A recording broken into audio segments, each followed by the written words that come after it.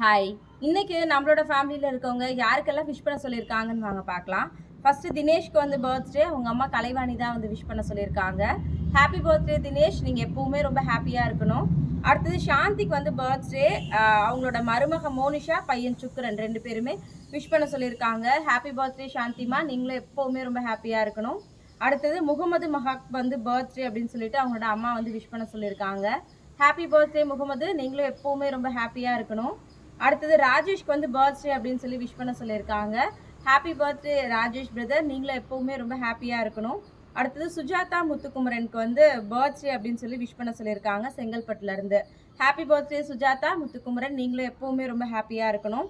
அடுத்தது புவிக்ஷாவுக்கு வந்து 9th birthday அப்படின்னு சொல்லிட்டு அவங்க அம்மா விஷ் பண்ண சொல்லியிருக்காங்க. Happy birthday Puviksha. நீங்களும் எப்பவுமே ஹாப்பியா இருக்கணும் தங்கம்.